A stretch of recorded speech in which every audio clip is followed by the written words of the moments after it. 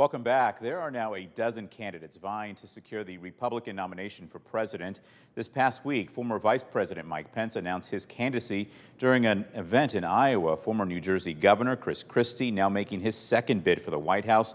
This morning, we're talking with Augustana political science professor Paul Baumgardner to discuss the role Iowans will play early in the primaries.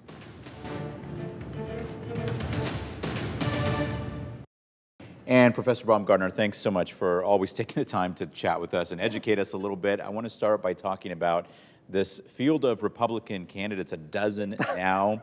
How typical is this? And is this something we would have seen 100 years ago? You got to bring me up to speed here. Yeah, I think it's becoming increasingly typical, but it is not what we would have observed 50 or more years ago. So in 2016, the Republican presidential primary had the largest field ever, only to be surpassed in 2020 by the Democratic presidential primary. So it's becoming increasingly common to see very large pools of candidates. It's not right now as large of a field as it was in the 2016 Republican presidential primary, but it's still a very large field. But getting back to your question about maybe its historical similarity or dissimilarity, you know, the modern presidential primary and caucus system really wasn't born until the 1970s after a set of reforms with the McGovern-Fraser Commission. So we really didn't see the kind of nominating procedures in place until fairly recently. But yes, even after the 1970s, 1980s, we weren't seeing a dozen plus legitimate, viable candidates within a party.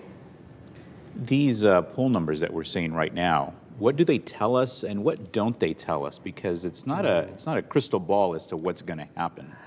It's not a crystal ball of what's going to happen. Obviously, you want to be the front runner early, but it's not a fait accompli, right? So right now, Donald Trump has what looks like a commanding lead, but because we are still months away from Iowa, from New Hampshire, from South Carolina, things are going to change. We're going to see candidates try to accumulate more and more endorsements. We're going to see them try to fundraise effectively. We're also going to see them try to get on the air more and try to kind of grow their brand, both within those early states, but also nationally. Can you talk about specifically the influence that Iowa voters have in this process? Yes. So this is complicated. On the one hand, this is not a be-all, end-all caucus. If you were to look at the Republican victor in the 2016, 2012, 2008 Republican caucuses, did those three individuals go on to become the Republican nominee? No. However, I think it's really important for some candidates to do well in Iowa in order to grow some momentum. I think Mike Pence in particular is going to be spending a lot of attention in Iowa and dedicating a lot of resources to the state. The big news of the week, at least one of the big pieces of news of the week, 37 counts in this latest indictment against former President Donald Trump. Yeah. Can you talk a little bit about, this is not the first time in recent history that he's had some legal troubles. Yeah. Can you talk about what influence those had on his polling numbers and what influence this could have in the days ahead? So, first things first, Donald Trump's legal troubles over the past few months have not left a large impact on his national polling. In fact, I think other candidates that are trying to rise within the primaries and caucuses, early rankings, they've had a hard time actually attacking Donald Trump effectively on this score. I should also note that these indictments, these charges against Donald Trump, they do not preclude him from continuing on with his campaign. We've had presidential candidates that run from a jail cell across American history.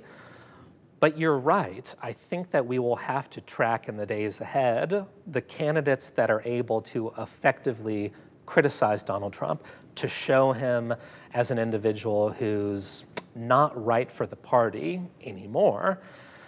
There are already a few candidates like Chris Christie, that have positioned themselves as the anti-Trump candidate, as largely critical of how he has conducted himself and his character.